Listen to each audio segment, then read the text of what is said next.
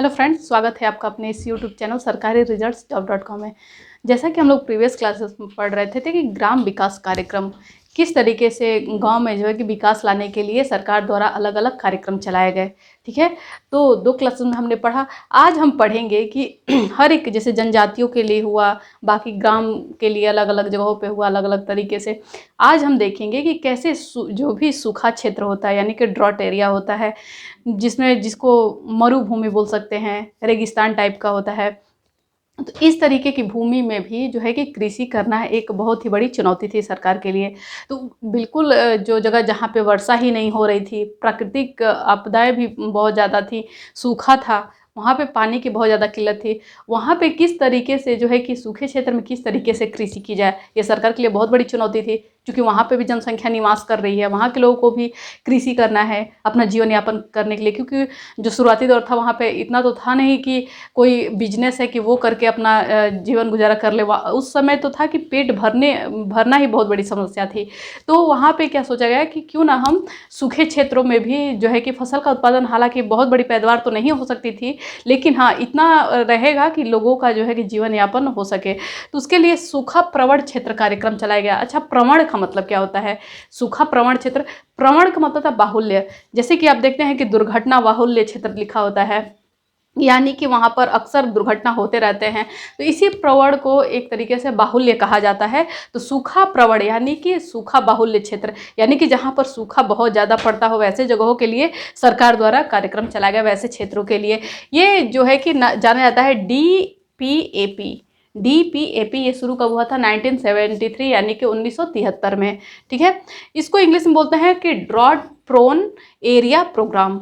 Drought, D for drought, prone यानी कि prone प्रवण को बोलते हैं, एरिया प्रोग्राम यानी कि सूखा प्रवण क्षेत्र कार्यक्रम 1973 में जिसको चलाया गया था। अच्छा, ये चलाया क्यों गया? ठीक है, तो इसमें है कि सूखे से अक्सर प्रभावित होने वाले क्षेत्रों को जो है कि क्या करने के लिए, बचाने के लिए कि किस तरीके से यहाँ पे कृषि करके इसमें क्या किया जाए, इसकी समस्या को दूर किया जाए। दूसरा था कि अच्छा सूखा दूर कैसे हुआ? तो आपको पता है कि वृक्षारोपण जब किया जाता है तो वृक्षों से जो है कि मानसून बनता है। ठीक है, वृक्षों से भी मानसून पे बहुत ज़्यादा इफेक्ट पड़ता है। तो यहाँ पे सोचा है कि क्यों ना यहाँ पर अधिक संख्या में क्या लगाए, वृक्षारोपण किया जाए। ठीक है, यहाँ पे भी, और वृक्षारोपण या हर एक चीज पर्यावरण बनाने का मतलब क्या था? कृषि से था कि यहाँ पर जब सारी चीज़ें जो है कि फेवर में हो जाएंगी तो कृषि जो है कि करना सही रहेगा। तो कृषि द्वारा, वृक्षारोपण द्वारा भूमि संरक्षण भी कैसे होता है? भूमि संरक्षण कैसे होता है? पेड़ पौधों को, जैसे मिट्टी की कटाव को रोकना, ठीक है, मिट्टी का बचाव करना, जो है कि मिट्टी किस तरीके से सूखा है तो उसका मिट्टी का संरक्षण भी किया जाए। सड़क निर्माण भी बहुत बड़ी चुनौती है, क्योंकि कोई भी कार्य करना है तो क्या करना, आवागमन के साधन मिलने चाहिए जिससे कि उस कार्य को करने में सुविधा हो, कि कहीं से कोई सामान लाना है, ले जाना है। तो सूखा प्रवण क्षेत्र में क्या है कि सड़कों का भी, उस समय तो सड़कें भी, ये सब बुनियादी ज़रूरतें थी, सड़कें, मकान, रोटी कपड़ा, ये सब बुनियादी चीज़ें थी। ठीक है, तो पेयजल की उपलब्धता सबसे बड़ी चीज़ क्या है इसमें? एक चीज़ इसका क्या था सरकार की सोच, कि पेयजल की उपलब्धता लोगों को कराया जाए। क्योंकि अगर कहीं पानी भी कहीं कहीं मिल जाता था तो वो पीने योग्य नहीं होता था, जिससे कि बीमारियां और फैले जा रही थी। ठीक है, हैजा जैसी बीमारियां। तो क्या हुआ कि पेयजल की उपलब्धता पे भी सरकार ने ध्यान देने का सोचा। ठीक है, उसके लिए क्या करता, यानी कि सरकार टारगेट क्या बनाता कि जगह जगह कुओं का निर्माण किया जाए। ठीक है, जो कि जवाहर रोजगार योजना के अंतर्गत आया उस समय। तो जगह जगह जो है कि कुओं का निर्माण करना, जिससे शुद्ध पेयजल लोगों को मिल सके, या फिर नलकूपों का। ठीक है, उस समय नलकूप तो बहुत ज़्यादा नहीं थे, लेकिन हाँ कुओं का निर्माण बहुत अधिक संख्या में किया गया। तो ये सारी चीज़ें तो सरकार सोचा था, लेकिन ये सारी चीज़ों को सोचने के पीछे उसका उद्देश्य क्या था, उसका सरकार की मंशा क्या थी कि किस तरीके का विकास किया जाए? तो पहला आता है कि सूखे से उत्पन्न कुप्रभाव को कम करना। प्रभाव तो था, लेकिन कैसा था? था, बहुत ही बेकार, बुरा असर डालने वाला था। तो सूखे से उत्पन्न कुप्रभाव को खत्म करना, यानी कि जब हम जगह जगह कुओं का निर्माण कर देंगे तो लोग उससे पेयजल ले सकेंगे, शुद्ध पेयजल ले सकेंगे। अगर तालाबों की व्यवस्था की जाए, पर अगर पेड़ पौधों की व्यवस्था की जाए, अगर किसी तरीके से लगा के उसको सींचा जाए, और जब पेड़, कोई भी कार्यक्रम करना हो तो बिल्कुल तुरंत उसका जो है कि रिजल्ट निकल के नहीं आता है। समय तो लगता है लेकिन रिजल्ट अच्छा बन के आएगा जितना ही टाइम लगेगा। तो उस समय सोचा गया कि सूखे से निपटारा पाने के लिए कुछ समय तो लगेगा, लेकिन यहाँ पे अधिक से अधिक संख्या में क्या किया जाए, वृक्षारोपण किया जाए, जो कि मानसून पे बहुत बड़ा इफेक्ट डालता है।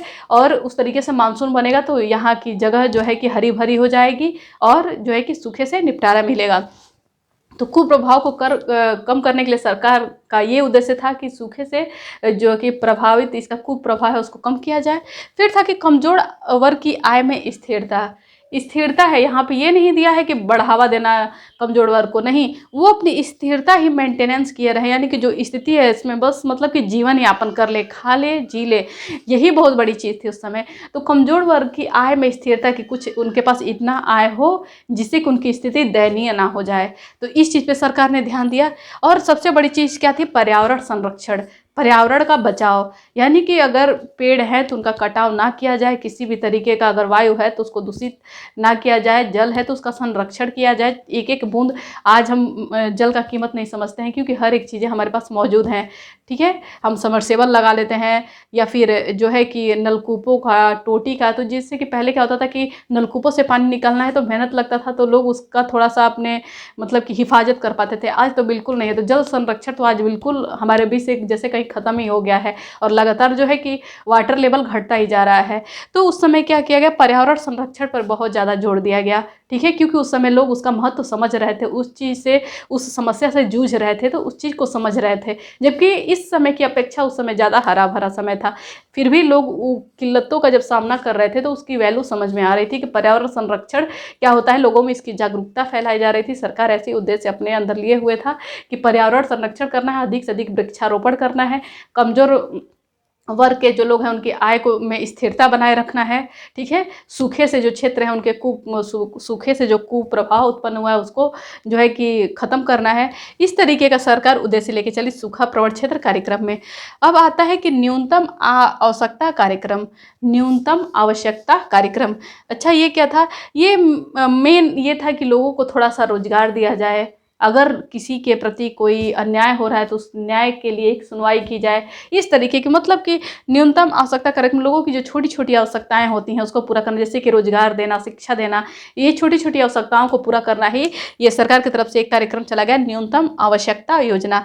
MNP, एन फॉर क्या होता है, मिनिमम, एन से नीड, पी फॉर प्रोग्राम। ये 1974, ये 73 में चला था, यानी कि 1973 में, ये 1974 में आया था न्यूनतम आवश्यकता प्रोग्राम, ठीक है। तो ये कब आया था, तो ये आता है जैसे कि किस पंचवर्षीय योजना के दौरान इसको लागू किया गया था, किसको, न्यूनतम आवश्यकता कार्यक्रम को। तो इसको पाँचवें पंचवर्षीय योजना के दौरान इसको लागू किया गया था। ये कब, पूरे पाँचवें पंचवर्षीय योजना, यानी कि 1974 से लेकर 1978 तक के प्रोग्राम में इसको क्या किया गया था, शामिल किया गया था, ठीक है। अच्छा, इसमें मुद्दा क्या रखा गया था, कुछ मुद्दा रखा जाता है, किसी भी कार्यक्रम को चलाए रखने के लिए एक मुद्दा रखा जाता है, ठीक है। तो मुद्दा इसमें क्या था, इसका मेन मकसद क्या था, तो गरीबी उन्मूलन, गरीबी को ख़त्म करना। गरीबी ख़त्म कैसे होगी, जब लोगों को अल्पकाल के लिए है लेकिन कम से कम छोटे छोटे भी कुछ ना कुछ रोजगार दिए जाएं, तो रोजगार था उसमें, ठीक है। गरीबी उन्मूलन, रोजगार और न्याय, जब गरीब लोग हैं या कमजोर वर्ग है उनके खिलाफ कोई अन्याय हो रहा है तो उनको, जैसे कि छोटे छोटे, जिसमें सरपंच का किया गया व्यवस्था कि लोगों की छोटी छोटी समस्याओं का समाधान करेंगे, गांव में एक प्रधान रखा गया, इन्हीं सब चीज़ों को देखते हुए रखे गए थे। तो इसमें सरकार की मंशा क्या थी कि लोगों को रोजगार देना, ठीक है, उनके लिए न्याय करना और उनकी गरीबी उन्मूलन के लिए कुछ कार्य करना, यानी कि गरीबी हटाने के लिए। तो अच्छा, ये मुद्दा तो सरकार का ये था। अब इसके पीछे उद्देश्य क्या था, ठीक है, कि रोजगार हटेगा तो क्या होगा, इस तरीके से चीज़ें। तो उद्देश्य में पहला है कि सीमित संसाधनों द्वारा बुनियादी जरूरतों को पूरा करना, ठीक है, सीमित संसाधनों द्वारा, यानी कि बहुत ज़्यादा संसाधन का उपयोग ना, लेकिन हाँ जितने में ही समस्या का हमारे समाधान हो सके उतने में, सीमित संसाधनों के द्वारा जो है कि जो भी ज़रूरतमंद चीज़ें हैं उनका उपयोग करना, ठीक है। बुनियादी ज़रूरतों को, यानी कि बुनियादी ज़रूरतें क्या होती हैं, रोटी, कपड़ा, मकान, सड़क, ये सब चीज़ें बुनियादी ज़रूरतें होती हैं जो हमारे रोज़मर्रा की ज़िंदगी को जो है कि बेहतरीन तो नहीं लेकिन हाँ एक ऐसा बना सके जिससे कि तंगी महसूस ना हो। तो इस तरीके की बुनियादी ज़रूरतों को पूरा किया गया। और एक सरकार ने ये सोचा कि ठीक है, अब धीरे-धीरे जो है कि भारत विकासशील मतलब तो था, धीरे-धीरे अग्रिम हो रहा था इस क्षेत्र में। तो उसमें था कि लोगों के जीवन को, जो लोग कैसे भी खा पी जी रहे थे या फिर बहुत बुरी स्थिति में थे, उनमें थोड़ा-थोड़ा रोज़गार दे करके या जैसे भी उनको शिक्षित करके, प्रशिक्षण दे करके लोगों को अब इस तरीके से बनाया जा रहा था कि उनके जीवन में कुछ सुधार लाया जाए, ठीक है? जैसे भी मतलब कि बहुत बुरी स्थिति में जी रहे हैं, तो थोड़ा-सा इतना मेंटेनेंस हो जाए कि लगे कि हाँ, ये मतलब कि जीवन इस तरह सुचारू रूप से चल रही है। तो इस तरीके की सरकार द्वारा व्यवस्था की गई। अब आगे के कार्यक्रम को हम देखते हैं कि किस तरीके की योजना सरकार द्वारा चलाई गई। चूँकि लोगों का अब जो है कि जीवन यापन थोड़ा-सा बेहतरीन हो चुका था। अन्न उत्पादन की क्षमता जो है कि जगह-जगह तकनीकों द्वारा या प्रशिक्षण द्वारा अब जो था कि हरित क्रांति की थोड़ी बहुत शुरुआत हो चुकी थी, तो अब लोग जागरूक हो चुके थे।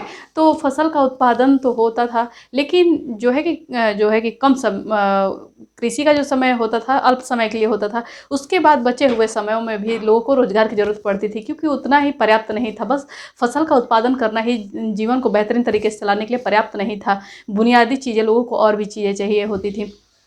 तो सरकार ने एक कार्यक्रम चलाया, विशेष पशुधन उत्पादन कार्यक्रम। पशुधन का मतलब क्या हुआ कि जैसे कि पशुओं के द्वारा, पशु को धन समझ के पशुओं को पालना, उनसे जो भी उत्पादन मिलता है उसको बाज़ार में जो है कि सेल करना और उससे पैसे अर्न करना, कमाना।